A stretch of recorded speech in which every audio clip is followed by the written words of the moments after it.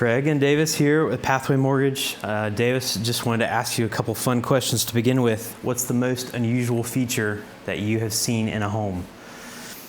I think probably it was a hot tub that was inside the house in like off the living room. Someone had brought it in pieces and built it inside the house, and there was no way to get it out. That was a good one. Wow. So a surprise question for you then. Have you ever heard in real estate of a term called a frog? F-R-O-G. Yeah, that's the room over the garage, right? I am going to ask Lindsey the same question later. Yes, the finished room over the garage. Okay. I have heard of plenty of people who've never heard of that phrase at all. I grew up, actually, my house where I grew up, I lived in a frog was my bedroom. So there you go. Yeah, lots of fond memories. We had a frog growing up, but we would call it that, and people got used to it. But occasionally people would come to town, and they had no idea what we were talking about, a frog. Why should someone choose to work with us at Pathway? Yeah, I mean, in a sense, first thing I'll say is maybe they shouldn't. And what I mean by that is what I want home buyers to remember when they work with Pathway is not necessarily the name Pathway, but I want folks to walk away saying, oh man, I absolutely loved working with, Craig or Davis or Brandon or Joel or Kevin. And that's, of course, those are people who, real people who make up Pathway, the company. And we're a company that's always been about people, right? So it's not so much the name Pathway, but it's the people who make up that company that I think matter. And, as long as we've been a company, we've been about people and communities. That matters so much because when you buy a home, you're not just buying a building or a piece of property or an investment even. You're buying a place to fill with life and with memories. And you're buying a little piece of what makes up the community that you live in. So at Pathway, we all live in the communities where we work. And so the folks that live in those communities, we care about them deeply. And so I can tell you, the same thing you'll hear from any other lender, which is that we're going to work hard to get you a competitive interest rate. We're going to make your process as smooth as possible. And those things matter, and certainly we will do that. But to me, those are kind of the basics. What I think really matters is that we're your neighbors, and we're going to treat you that way from the first time we talk to you until the day you close on your home and beyond that. So the reality is, there are a lot of companies out there who typically are going to do a fine job getting you a mortgage. In fact, it's, if everything goes according to plan, it's not that hard to get a home loan. But when the unexpected becomes the reality, that's when you want to know there's someone in your corner who cares about you getting a home for your family. I can say for myself, from my time in the Marine Corps and as a litigation attorney, I learned that you need to fight for people and for things that matter. And that's the approach that we take at Pathway. Your home purchase contract, every contract that comes in the door through our inbox, that's the most important thing. And so, paying the bills, marketing, other things matter, but nothing will ever be more important than your home loan. And I hope that's what sets Pathway apart. What I wanted to ask you about, I think, is, what is it that motivates you to work hard? Why is it important to you to do your job well? I'm always going to probably go on a little bit of a rant when someone asks me about why I want to do my job well, and it boils down to customer service. That's what every company is going to talk about. That's the norm for you to discuss when you're thinking about, okay, I'm going to choose this company, even if it's not in real estate and mortgage lending. But I'm amazed how everyone, you go through these experiences and it's surprising how rough the customer service can be. And I'm here to say that it's not just the most well-to-do, the most affluent that will get good customer service. They're going to receive good customer service. It should be anyone. That's what really matters to me is, and for several reasons, but I just think it's important for us to stick with that. And specifically thinking in real estate and mortgage lending, it is even more important. It's such a huge, important decision that someone's going through, they're planning for, but also they're going to go through the home buying process. And to make sure they have a good experience is to begin with, it starts with listening, understanding what your client needs, really understanding their goals and making those goals that are theirs your own. And once I have that same goal for my client that they have, we can work together. And I would talk about it like we're just going to click. We're going to click through our conversations. We're going to communicate. And if we're not clicking, then that kind of frustrates me. I want to be able to click with my clients. And so for real estate and mortgage lending, we're also talking about not just offering good customer service behind the scenes in the process of buying your home, but at the beginning, we're talking about maybe coaching a client through their options so they understand what the guidelines are. Your real estate agent is helping you through the contract. They're guiding you through all those things. But then also advising you as well. We can just give you the facts. It's your decision, but how can I help you the best to get you to your goal? So it's not just something I like to talk about. It's ingrained in how I do business. And the final part of that is I want to do good customer service because I want my job to matter and I want to know that I did it really well. And so if I know that I do it well, I'm going to be satisfied with the work that I'm producing. And that's going to make a difference for my clients, I think, as well. Yeah, absolutely. It's interesting. Talking about home loans, really, we're talking about people, right? That's what matters to me, and I think that's what matters to you. And so, even in the business of homes, it's still really all about people. All right, Davis, I do have one more question for you. Interest rates are high, home prices are high over the last 3 years, maybe. Many people are talking about waiting to buy a home, or they're sitting on the sidelines waiting. Do you think that's a good idea? Yeah, I think usually the better question to ask for anyone is, are you ready to buy a home? I'm never going to tell someone you should buy a home right now or you shouldn't buy a home right now, because that's a very personal decision, and your individual situation was what dictates that. What I will say is, it has a lot less to do with what's going on with the market, or maybe more importantly, it has a lot less to do with things you can't control, factors you can't control, and has everything to do with your individual situation. So, plenty of people, yes, should buy a home right now. Plenty of others, it's not the time for them to buy a home. So I'm going to look less to what's the market doing and more to where are you financially, and that, whether it's a good time for you or not. So, it's also important to say, though, because that's such a popular topic, if you are waiting for the market to crash, waiting for rates to come down, waiting for prices to come down, there's a good chance you're going to be waiting for a long time. In fact, if you're waiting for that ever elusive but always predicted market crash they talk about, your best bet's probably to time travel, right? Back to 1929 or 2008. I think those are the only times we've really seen significant drops in home prices in the United States. There have been small little ebbs and flows, of course, but that market crash is predicted by so many folks every single year, and it seems to never come. So I wouldn't wait on the sidelines for that. But at the same time, yeah, if it's not the time for you to buy, it's not the time for you to buy. So that's about, are you ready to buy a home, and not about what the market's doing right now. I do want to just on that too quickly say, how do you know if you're ready to buy a home? And I think that's important to address. Fortunately, we do have a big, huge set of rules and guidelines that a lot of times you folks look at that as something that gets in the way. But modern mortgage world and the rules that come with it, if you start to peel back that onion, they really do a pretty good job of letting you know if you're ready to financially own a home. So we're going to look at things that matter, like your income compared to your expected mortgage payment. Do you have funds saved for your down payment if you need to make a down payment? And then what does your credit report and your credit score show about your payment history? So we fortunately have the tools and expertise to be able to look at your entire financial picture and help you figure out, are you financially prepared to buy a home? And then the question that's left for the individual always is, even if the answer to all those questions is yes, is now the right time for me to make that investment or that purchase? But yeah, we'll help you know whether it's financially affordable for you and what it's going to cost before you actually purchase the home. Lindsey Kovach, Keller Williams, really excited to have you here today. I'm going to ask you some interesting questions to start with. What's the most unusual feature you've seen on a home recently?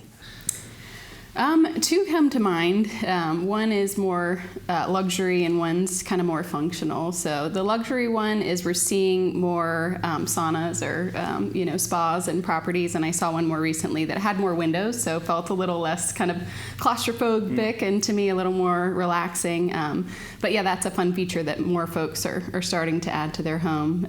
The functional one is actually, I saw in a home in the garage, there was a almost like a window, small door opening into the pantry. So you could back your car in with all your groceries, open up the window or door, and just load, dry goods straight into the pantry. So I thought that was a fun, creative, functional one. I like the idea of the sauna, though, as well, with the windows, because my idea of a sauna is claustrophobic. Yeah. I would love to see that. I'll have to look at the listing. It's not my thing, yeah. All right. Have you ever heard in real estate of a term called a frog? I have. It's, typically the detached apartment or space above the garage, but I never remember what the F is for. When I'm talking real estate from people that are from out of state, or just when I've traveled, when I lived in Illinois, I would ask that question every once in a while when it came to mind, because I thought it was an unusual feature, but people who don't know the term finished room over the garage, it comes out, it's an awkward one. They don't realize what it is. So it's just something that's normal to me. You go live up in the frog, that's your room. Right, yeah, which is funny too, because now ADUs have become, so popular, and if it's detached, I kind of think of those as, comparable units. But yeah, not as many folks know about the frog. Yes. All right, Lindsey, I'd love to hear what you've loved about Greenville and Travelers Rest that you've called it home. What makes this place special? Yeah, well, anywhere that you call home, it's the people, and I think in Travelers Rest specifically, it does feel like a tight-knit, community, and over our time here, we've been connected to all sorts of folks from different background, but it feels like a space where everyone and you're supported. And then just access to the outdoors is something that my family really likes to take advantage of, and we'll see.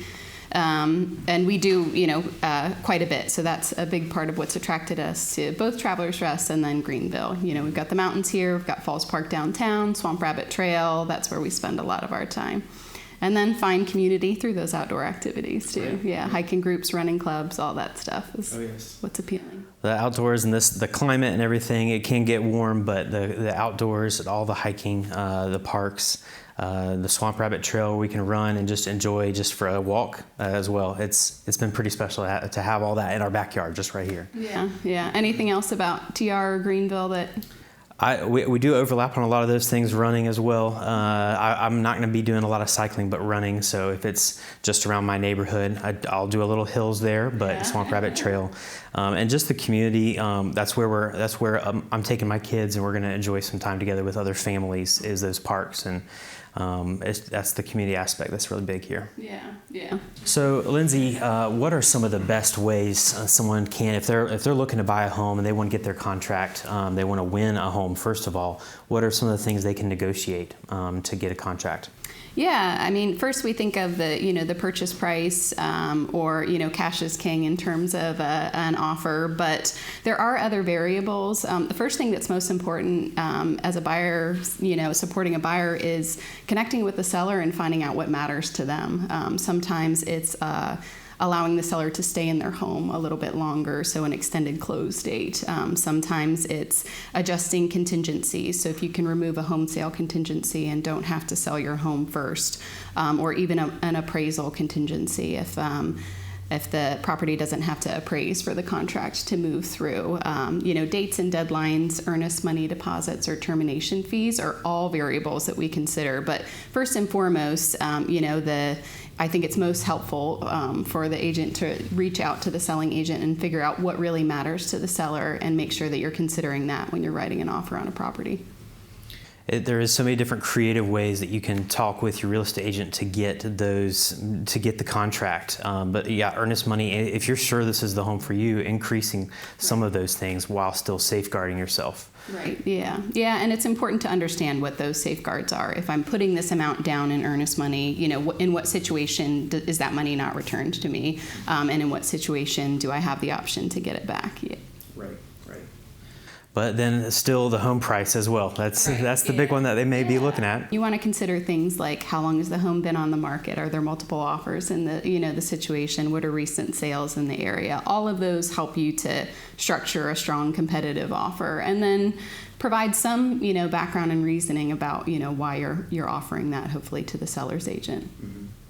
How often right now, if someone's looking to buy a $300,000 home, like $200,000 to $400,000, the more of the average price point, are you seeing that people are getting offers accepted where they're getting some of the seller to pay some of the closing costs? Yeah, and again, that depends on the property and area, but yes, seller paid closing costs are certainly on the rise as we're seeing an increase in overall inventory, right? We've got more housing supply right now than we've had in the past probably 2 to 3 years. And our demand has been steady. So, that's supply and demand. If there's, more supply, buyers have a little more leverage in terms of what they can offer. And seller paid closing costs, whether you use that to buy down your interest rate or just closing costs that the buyer needs to bring to the table, have become more popular recently. No, you don't have to have 20% down to buy a home. Many people will want to, and it's certainly a great goal, but there's lots of other options out there for you. And it is a misconception that the only good mortgages have to have 20% down. So the reason that's a goal is because people want to avoid the mortgage insurance or the PMI, a great goal to have, but for many people, especially if your credit score is good or even excellent, but they still want to save some more money, they could do 15% down or 10% down, and those are really good options. I get the question occasionally, people just really want to have 20% down to buy their home, and they're not necessarily thinking about this until later when they go under contract. I might want to do some more cosmetic repairs, or I want to do some touches, and that's going to cost me some money. Maybe should I do a renovation loan? Really, you should look at, first and foremost, let's put only 15% down or 10% down into the transaction and save some more cash on hand. What other purposes could you have for that cash, if not just for the home itself? Could you set aside some more money into savings? More than that, that's more what's your preference? And I want to go into the conversation about your down payment with you and give you your options. Maybe it just helps to have those 3 options, 20% down, 15% down, and 10%, to really hone into what's the best for you. Because when you look at those numbers, you may realize, I may only be talking about $100 difference a month. I'm more comfortable with that. Now, the other perspective, though, as well, for many people, if they're buying their first home, or if you're buying a home that's maybe your second home and you don't want to put as much money into it, if you're trying to decide, can I qualify or should I qualify to buy a home, there are still great loan programs for 5% down, 3%, and even earlier we spoke about the 0% down loan program. The most common one is the USDA home loan, and that's 0% down. So there's really good options out there. So you want to look at those. There is still mortgage insurance for those, but if your monthly payment is still comfortable and you're happy with that, then let's explore all your options. I was thinking just like in terms of like one of the big questions or I think surprises that I find with folks is when they look at the comparison of, yes, I put $5,000 less down and it changes my payment by $70, right? But if I put $5,000 and I, pay off my car note, then that's $500 a month. What I talk about all the time is when people are trying to compare their options and they're looking at the other debts they have, your mortgage is your best debt. Mortgage is your best debt. It's going to have the lowest rate. So the goal is, if you have debt already, or if you plan to get a new car after you buy a home, what do you need to do to get the mortgage that you're comfortable with, keep that mortgage, pay off as much of the rest as you can, or pay cash for everything else. And so I do like to think of it oftentimes from a relatively conservative financial standpoint, or even thinking for my clients, what is a safe financial decision here? Your mortgage could actually be your safer decision, could be 5% down or 3% down for a first-time home buyer. And then you're keeping that money and you're paying off any kind of credit card debt or a car loan, or at least paying those down faster. Yeah, and I think that what you mentioned before about customer service, like that's what makes, an outstanding mortgage loan officer, someone who's looking at the full picture of you as a human, but then, your full financial profile and helping you to look through and consider all those options. Because, nothing is one size fits all, and everyone has, different areas of, comfort, financially. So looking like across the spectrum, I think, is what you were talking about in terms of customer service and providing that. Right. Oh, yes. Yeah, and I mentioned it just a second ago, but giving you several different scenarios as you look at homes. This is big. Actually, I didn't even talk about this yet, but if you're starting and you're looking at a $400,000 price range, if you're saying, hey, I really want to stay under $400,000, what if you find something cheaper? Do you want to put more money down? On the flip side, if you're looking for a $400,000 home and then you find that you actually really want to buy a home that's $450,000 or $500,000, you might start to feel like you've put yourself in a box. Let's just look at those numbers again, circle back. After you look, let's say you look at 5 houses on a weekend. If those don't seem to fit the bill, let's see what other options you have. And so we look at those numbers, we come up with a review, and it's a conversation that we're having. We're consistently, and that's what's helpful when interest rates have remained consistent recently. It'll help home buyers just to have consistency in saying, okay, I don't need to worry about necessarily the interest rate. I can just focus on what monthly payment and what down payment works for me. Exactly. And maybe there's 2 or 3 scenarios that can work.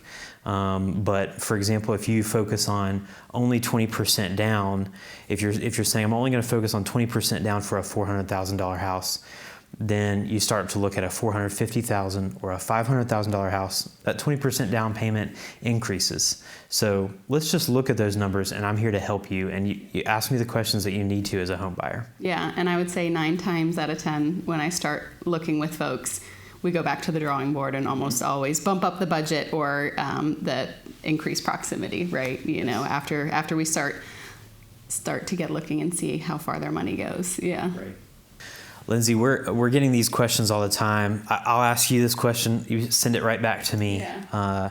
How are clients navigating buying and selling a home at the same time? What order are they doing those in? And my underlying question is, people are oftentimes struggling to win an offer on a home. Mm-hmm. So at what point are you talking with someone about their options to sell afterwards? So buy first and sell after. Yeah, this is a tough one, especially when you're looking locally, right? Where a lot of folks, their current home fits some of their needs, but not everything. They're missing some things enough to where they're ready to move on, but they're not relocating, so don't have to sell immediately on a timeline. Mm-hmm. So the challenge there is probably what they're looking for in their move-up home is what everyone else is looking for. Maybe a little nicer property, more square footage, more updates in a desirable neighborhood.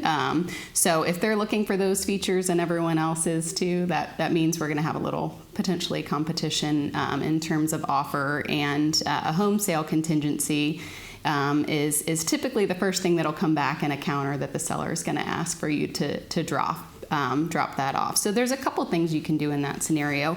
First, you want to be prepared on the front end. Know your current property. Is it prepared for sale? How much is it going to sell for? How many days on market can we, expect? Have that conversation on the front end. So if you feel like, okay, I'm comfortable dropping the contingency, knowing this is what the current market's like for the sale of my property.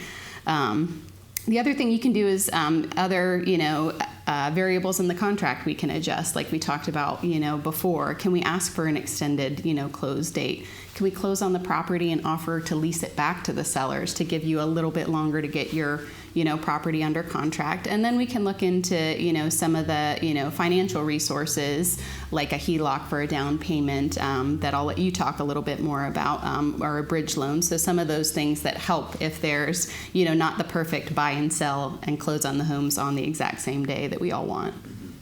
So from your lens, Craig, how do you advise folks who are looking to buy and sell at the same time, but want to make sure that they haven't overextended themselves financially, taking on 2 properties potentially for a period of time?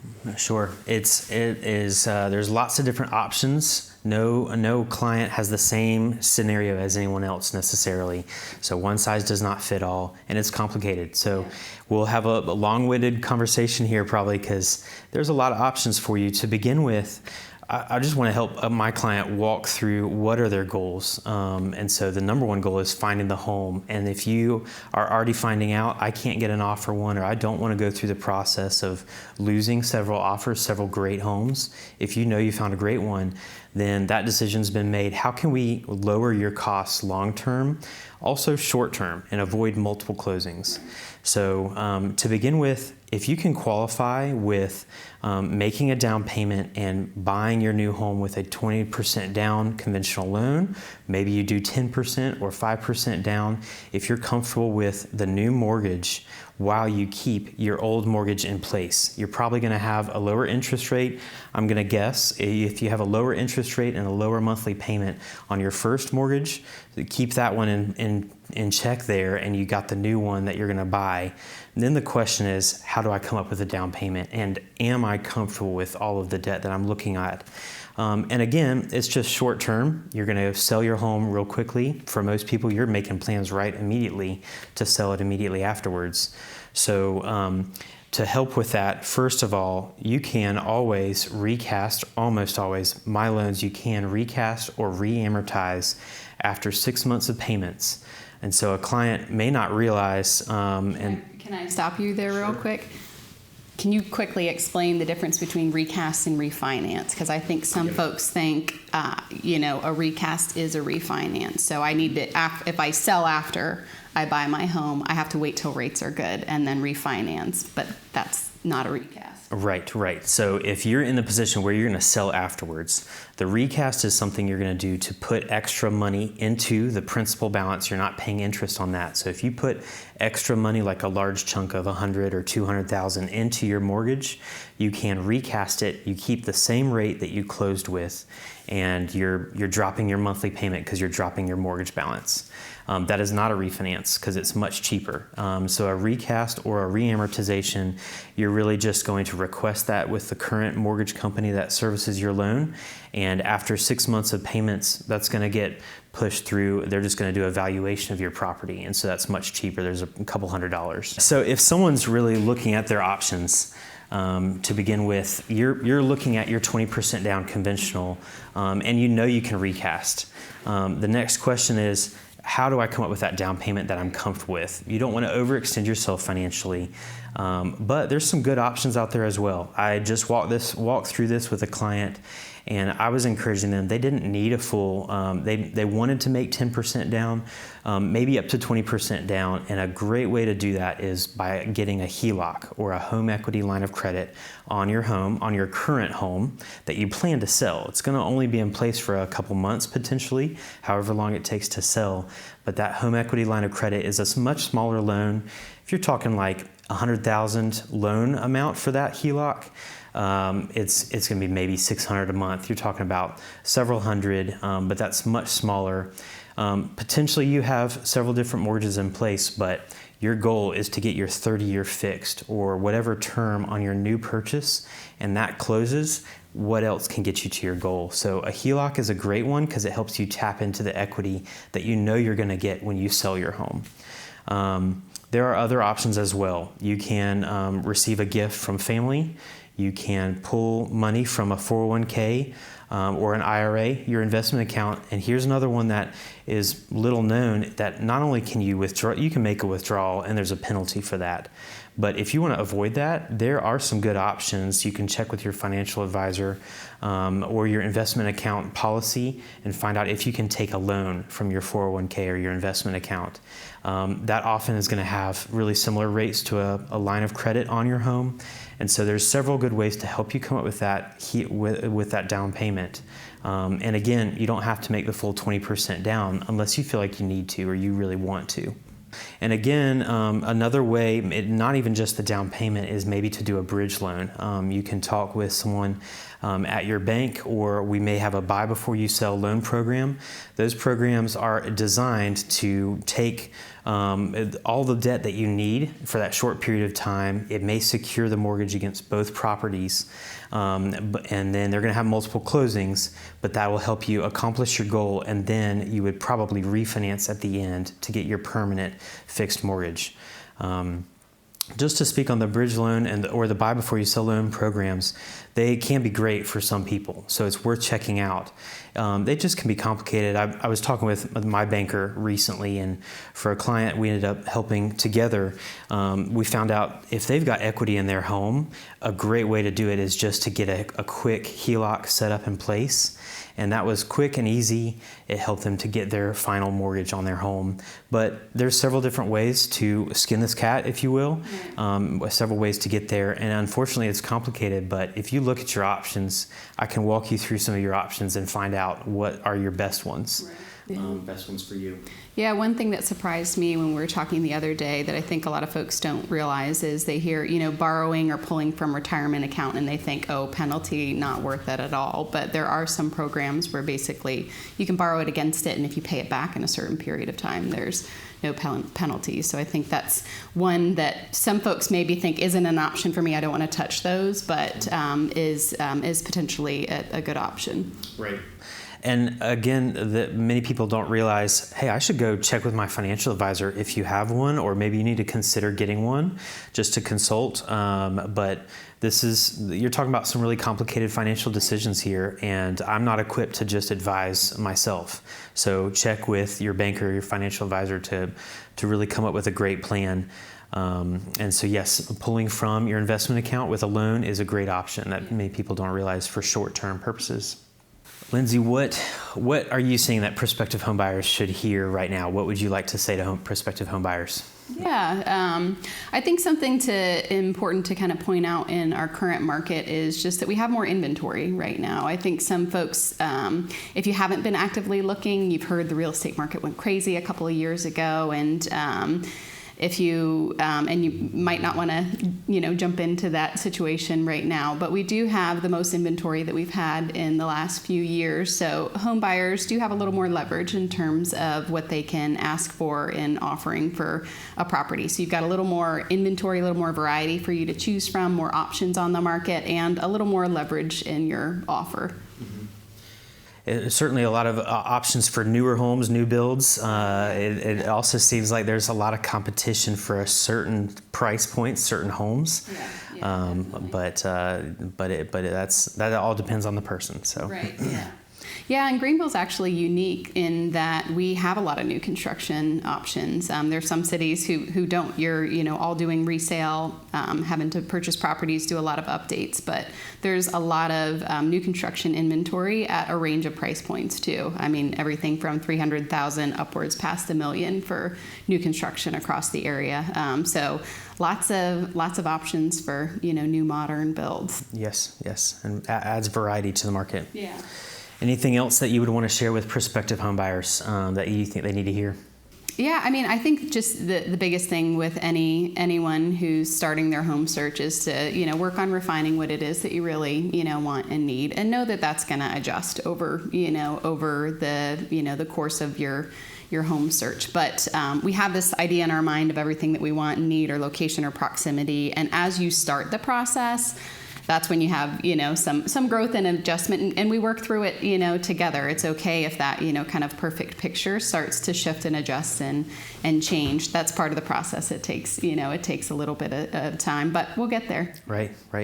You're talking about staying flexible and receiving feedback, and we'll receive feedback on helping you through the process. Right. But if a client's flexible and trusts you as the real estate agent and me as the mortgage lender, we can get to those goals so much easier, and then we can adjust on the fly if we need to. If you find a home that you weren't exactly looking for and then it pops up, let's be ready quickly, right? Right, yeah. I think it's important to recognize, yes, the market has been changing since COVID. There's been a lot of change. There is more inventory right now for some homes. There's also competition. I think what's helpful for a prospective home buyer to hear now too is it's still pretty challenging, and you need a good real estate agent and a mortgage lender to walk you through. It may take some time to find what you want if you're patient, or if you decide I really want to buy this summer, I want the next couple months. Let's stay flexible and find the best option for you. So I think to communicate it really honestly is I do think it's a challenging market. Not to say it shouldn't be navigated, but really develop trust with the people you work with, and we want to help as well. And so whether you're trying to sell your home and buy, or if you're just looking to jump in for the first time and buy your first house, rent payments are high, and so everyone's situation is different. And while it's a challenging market, it's a challenging economy right now. And so hearing all those headlines, let's have a conversation and talk about it. And then maybe we say, okay, we're going to plan ahead for 6 months down the road, but we want to stay in touch, right? To help you through the process and to answer questions and to prepare you when that time comes. Yeah, I think that's a great point too. I mean, we were talking with Davis earlier. Home prices are high. Interest rates are high relative to what they were, a few years ago. But people are still buying and selling property when their current property doesn't fit their needs, or they've gotten to a point where they're wanting to build wealth through real estate and not rent anymore because rent, continues to go up. So I think that's a great point. But really refining, what are your financial goals? What are your home ownership goals and needs, and planning ahead and adjusting? Yeah. Well, and when someone's at the point where they're saying, I need a new home for me and my family, we need to move for work, we need to move for school, that's the time that the decision has to be made. Yeah. So sometimes you don't have the luxury of choosing the right time. Right, yeah. But that's actually, there's plenty of other options on the table, including you might be able to afford a home and it's more than you wanted to pay. Obviously, with these rates, it is going to be a little bit more than you've seen or heard about when we were down into the 3% area for loans. But there could be a chance to refinance in the next 2 years, 3 years. I certainly think that's quite possible. And so making a good financial decision for you right now that you can afford for the next year, for the next 2 or 3. And then, again, we talk about it, but you can refinance. And I don't want to be quick to say you're going to want to do that immediately. You don't even want to do that if the rate necessarily drops 0.5%. Right. But for some people, if your mortgage amount is significant, 0.5% down to 6.5 or 6.25 could make a lot of sense. So first of all, find the home that and then make the finances work for you is sometimes a more safe decision. I've talked about that a couple times. Making a safe and conservative decision that looks different for every person. Right. Yeah. Yeah, I think too, when you look at, across the real estate market across a couple of years, interest rates over the past years have remained relatively steady and prices have continued to go up. So, that's why, when we talk about not waiting to buy, if now it's, your home doesn't fit the needs, or it's prices continue to increase and interest rates aren't nosediving anytime soon. Right, right.